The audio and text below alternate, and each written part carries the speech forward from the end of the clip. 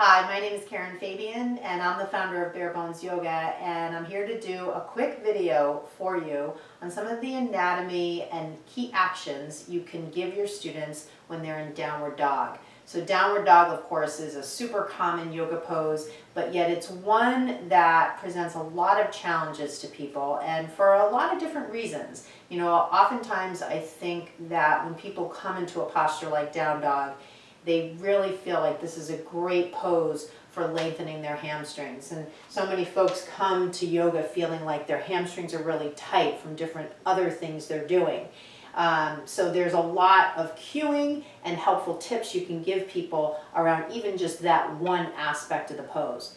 But another thing that comes up a lot is people complain about pain in their wrists. And this has to do with the fact the shape is inverted, right? You're on your hands, your head is lower than your heart. So by the same token, in terms of the hamstrings, there's a couple of good tips you can give people to help them take some of the weight off their wrists and create greater comfort in the pose.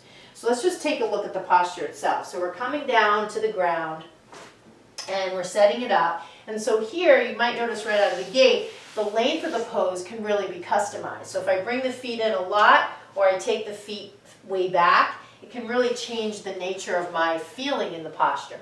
If the feet are too far in, I'm not going to get a lot of stretch. If my feet are way, way back, I'm going to get a lot of stretch, but I'm probably going to feel like I'm stretched too far. So I always like to say, not so much approaching the pose conservatively, but thinking more about creating stability.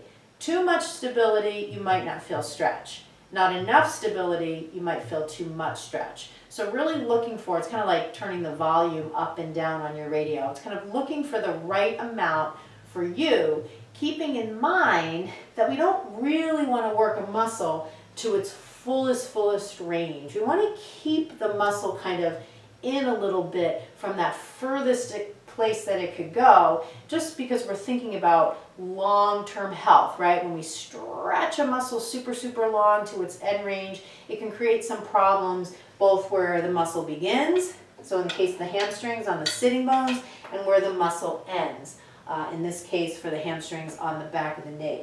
So keeping with that in mind, you're going to pick a length that suits you, and as a teacher you're going to look for students who are too far back or too far in and encourage them to kind of move in or out, you know, depending on what they need.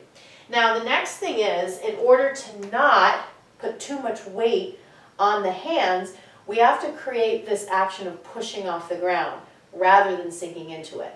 For many newer students, they're going to fall towards the ground because, hey, they're upside down. They're not always going to be thinking, I got to push.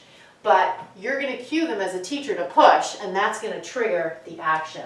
So they need to push, but if they just push and their hamstrings are tight, something like that's going to happen. Their knees are going to lock up, and they're just basically pushing and forcing, and that's where the overstretch can happen. So a really simple suggestion to make is just have them bend their knees. When they bend their knees, that's going to create some mobility in their hips, so everything isn't so jammed up. So it's going to look something like this. Instead of super straight and super locked out, they're going to bend a little bit, and then they can lift a little bit. And when they lift the sitting bones up, they're going to get more length in the spine. Right? So you can think of the body like a chain. A kinetic chain is how we refer to it. And so when we do something in one place, all the way down here, it's going to affect what happens here. Everything is connected, nothing's happening in isolation.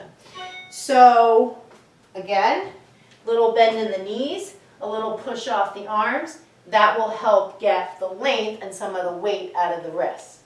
Another good idea is to cue them into the contribution of their legs. And you can do this. I wouldn't necessarily do it with a cork block, but I don't have a foam one here. If cork's all you have, you can do it.